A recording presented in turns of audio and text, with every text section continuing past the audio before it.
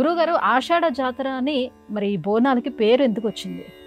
జాతర జాతర అంటే ఏంటమ్మా, మామూలుగా ఒకళ్ళిద్దరం కలిసి కూర్చుంటే దాన్ని జాతర అనం. మామూలుగా కోటప్పకొండ జాతర, కోటప్పకొండ జాతర అంటే ఫలానా ఆ శివరాత్రి నాడు ఏదైతే ఉన్నదో అక్కడ ఏం చేస్తారంటే ప్రభలు కట్టుకుంటారు. ప్రభలు అంటే ఈ కాలపు కుర్రకారికి కొంతమందికి తెలియదు, పూర్వకాలం తెలుసు. ప్రభ అంటే ప్రకాశము అని అర్థం, కాంతి. ఆ కాంతితో నిండినటువంటివి అంటే దేవుడికి సంబంధించిన కర్రలు ఒకదాని మీద ఒకటి ఒకదాని మీద ఒకటి పేర్చుకుంటూ ఒక ప్రభ ఆకారంలో తెస్తారు. అంతటా కూడా ట్యూబ్ లైట్లు ఇలాంటివి పెట్టేసి మొత్తం కాంతిమయంగా చేస్తారు.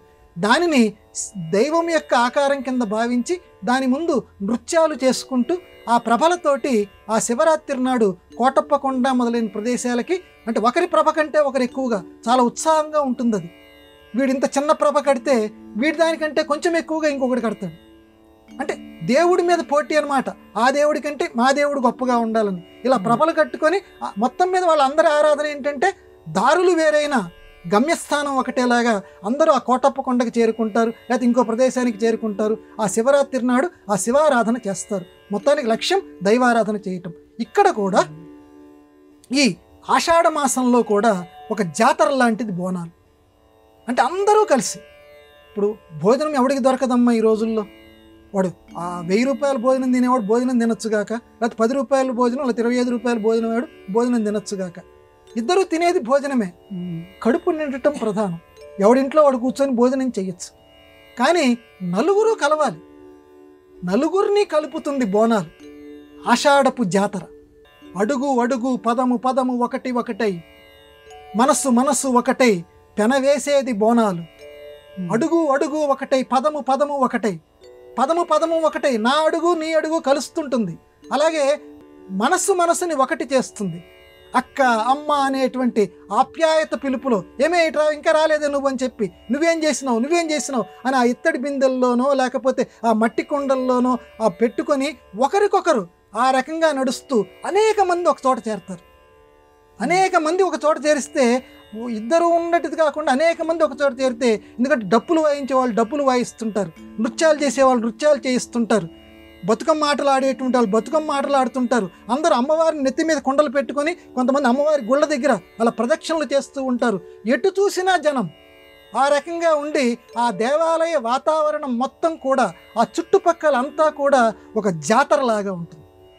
అనేక మంది జనం అక్కడ కలిసి ఉంటారు. అందుకే దీన్ని ఆషాఢ మాసంలోనే వస్తుంది. ఈ బోనాలు అనేటువంటివి ఆషాఢ మాసంలోనే వస్తుంది. కాబట్టి బోనాలకి ఇంకొక పేరు ఏంటంటే ఆషాఢ జాతర.